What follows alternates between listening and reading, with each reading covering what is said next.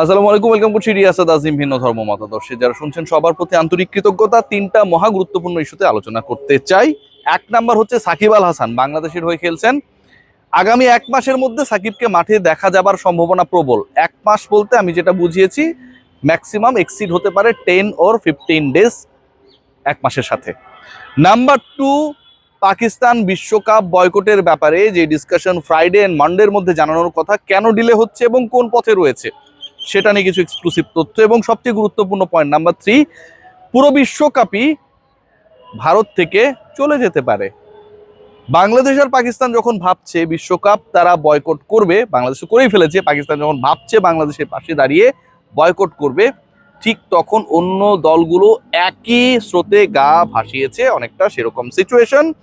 এই তিনটা পয়েন্টে আলোচনা করার আগে একটু আপনাদেরকে বলে দিতে চাই, কুল অ্যান্টি পারস্পিরেন্ট ডিওড্রেন্ট স্টিক ঘামকে কন্ট্রোল করে, কাপড়ের দাগ লাগতে দেয় না এবং আপনার আন্ডার আর্মকে 24 আওয়ার্স ঘামমুক্ত রাখবে। আলোচনার প্রথম পয়েন্ট যেটা, সাকিব আল হাসান এবং সাকিব আল হাসানকে কেন্দ্র করে Bangladesh cricket board they have playing some cards.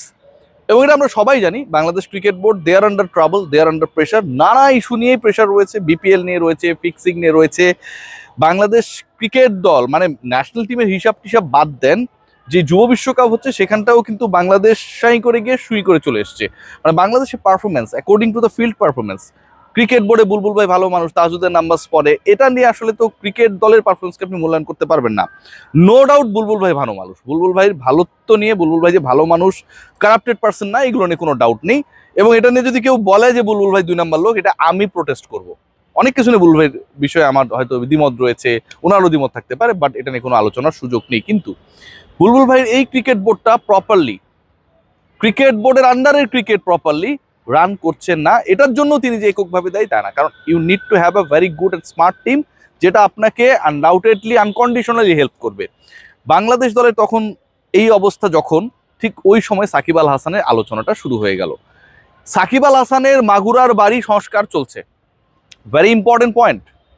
Shakib Al হাসানের মাগুরার বাড়ি যখন সংস্কার চলছে, সাকিবের অলমোস্ট সবার মানে ফ্যামিলি সবাই যখন অবস্থান করছে যুক্তরাষ্ট্রে, একদমই ফার্স্ট ব্লাড যারা, সেই সময়টায় তার মাগুরার বাড়ি সংস্কার করা বা এরকম একটা খবর আসা, এটা ডেফিনেটলি অনেক কিছু অ্যাড করে। এটা অ্যাড করে বাংলাদেশ ক্রিকেট বোর্ডের সেদিনের আগ্রহের কথা, এটা অ্যাড করে বাংলাদেশ সরকারের তার ব্যাপারে কোনো একটা অবস্থানের কথা, এটা অ্যাড করে আমজাদ ভাই গতকাল যে কথাটা বলেছেন যে সাকিবের সাথে ডিসকাশন ইজ অন, চলমান। বাংলাদেশ ক্রিকেট বোর্ড এর আগে সাকিবের ফোন ধরাটাকেই মনে করতো একটা বিপদে পড়তে পারে, যদি কেউ কোনো জায়গা থেকে নজরদারি করে সাকিবের ফোন কোন ডাইরেক্টর ধরছে, এরকম একটা বিপদ আপদ হতে পারে। সেই জায়গা থেকে বেরিয়ে সাকিবের সাথে এখন openly Bangladesh cricket board connected, openly কথা হচ্ছে, ওপেনলি মিডিয়া সেটা জানাচ্ছে, openly despite being ex MP Shakib Al Hasan তার বাড়ির সংস্কার কাজও তিনি এগিয়ে নিতে পারছেন। বাংলাদেশে অন্য কোনো এমপির ক্ষেত্রে এটা কতটুকু applicable, I have that doubt, যারা এক্স এমপি ছিলেন। So Shakib Al Hasan is coming. Shakib Al Hasan আসছে আবার খুব ইন্টারেস্টিংলি যেই সিরিজটায়, সেটা হচ্ছে পাকিস্তানের এগেনস্টে বাংলাদেশ খেলবে আফটার দ্য ইলেকশন। আপনারা সবাই জানেন যে পাকিস্তান বাংলাদেশে আসবে, এবং পাকিস্তান বাংলাদেশে আসছে কোন সময়টায়, বাংলাদেশ যেই বিশ্বকাপ থেকে কুইট করলো, পাকিস্তানও সম্ভবত সেই পথে রয়েছে, সেই আলোচনা আমি আসছি। ঠিক ওই বিশ্বকাপ শিডিউলের পরপরই পাকিস্তান আসবে। আমি কেন বললাম যে মিনিমাম 1 মাস, ম্যাক্সিমাম আরো 15 দিন এক্সিড হতে পারে। ধরুন পাকিস্তানও যদি বিশ্বকাপ বয়কট করে, তাহলে পাকিস্তান আরো আগে বাংলাদেশে আসবে। Extension of that particular series, bilateral series বাড়বে। পাকিস্তান বাংলাদেশে এসে পাকিস্তানের ক্রিকেটারদেরকে, ইন্টারন্যাশনাল ক্রিকেটারদেরকে বিজি রাখবে, এবং বাংলাদেশ যেহেতু চাচ্ছে সাকিবকে খেলাতে, সাকিব যেহেতু চাচ্ছে বাংলাদেশি জার্সিতে খেলতে, বিসিবি যেহেতু এখন অনেক বেশি সাকিবের প্রশংসায় পঞ্চমুখ, সেটা যে কারণেই হোক না কেন, সাকিব আল হাসানের বাংলাদেশে তার ক্যারিয়ারের নতুন যে ইনিংস, সেটা পাকিস্তান সিরিজ দিয়ে শুরু হবে, এবং সেটা খুব বেশি দূরে না। আমরা ওয়েট করতে পারি যে আপকামিং মার্চে হয়তো সেই ব্যাপারটা আমরা দেখতে পাবো। নাম্বার টু, আপনারা সবাই জানেন যে পাকিস্তান ক্রিকেট বোর্ড তারা বিশ্বকাপ বয়কটের যে ঘোষণা দিয়েছিল, সেখান থেকে আমরা 3টা অপশন পেয়েছিলাম, খুব লুথা লুথা দুর্বল দুর্বল অপশন। যে বাংলাদেশের বিপক্ষে যেহেতু হচ্ছে অন্য দলগুলো খেলবে না বা বাংলাদেশ বিশ্বকাপে খেলবে না, পাকিস্তানের 1 নম্বর লুথা পয়েন্ট ছিল যে বাংলাদেশ যেহেতু যাচ্ছে না, প্রতিবাদ জানিয়ে পাকিস্তান জিতে গেলে সেই ম্যাচগুলো বাংলাদেশকে উৎসর্গ করবে। আরেকটা হচ্ছে এই যে কালো আর্মম্যান পরে বাংলাদেশকে সমর্থন করতে নামবে। থার্ড যে পয়েন্ট ছিল সেটা হচ্ছে তারা ভারতের বিপক্ষে ম্যাচ বয়কট করবে। আরেকটা পয়েন্ট আপনারা সবাই শুনেছিলেন, সেখানটায় পাকিস্তান বলছে যে তারা পুরো বিশ্বকাপ বয়কট করবে। নাম্বার 4 যে পয়েন্টটা, সেটা নিয়ে আসলে ডিসকাশনটা চলছে। দেরি হচ্ছে যেটা, পাকিস্তানের যে গণমাধ্যম বা পাকিস্তান থেকে যে প্রাপ্ত তথ্য তাতে জানা যাচ্ছে যে আসিম মুনির, যিনি পাকিস্তানের সেনাপ্রধান, ফিল্ড মার্শাল এবং মহা ক্ষমতাধর, পাকিস্তানের পলিটিক্স, রাজনীতি, সরকার, ক্রিকেট, এভরিথিং আলটিমেটলি ওখান থেকেই কন্ট্রোল হয়।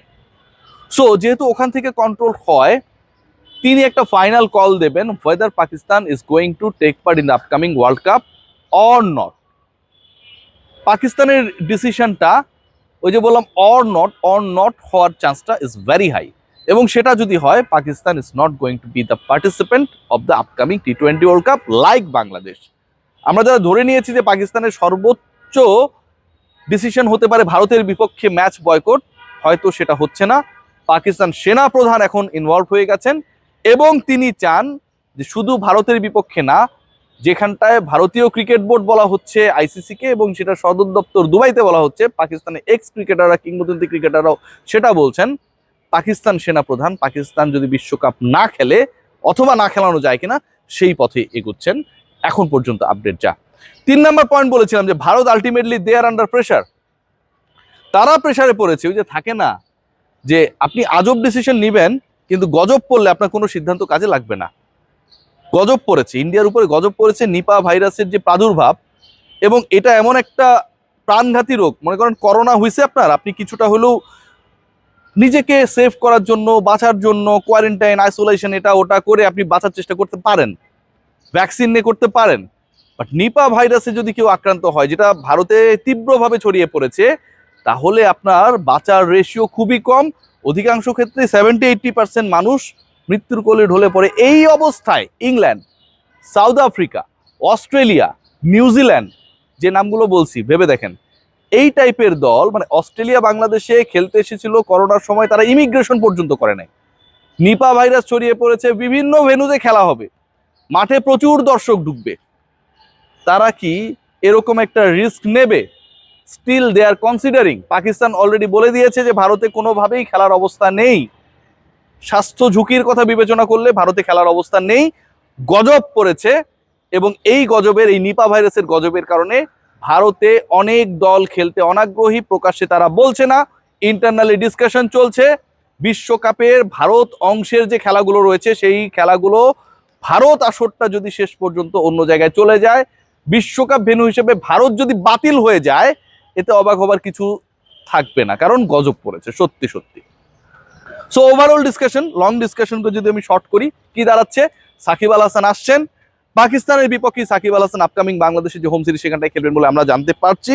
নিপা ভাইরাস ছড়িয়ে পড়েছে ভারতে, ভারতের বিশ্বকাপই ঝুঁকির মধ্যে, গজব পড়েছে। সেই বিশ্বকাপ শেষ পর্যন্ত ভারত নিজেদের ম্যাচগুলো ভারতে খেলতে পারবে কিনা, there is a big doubt.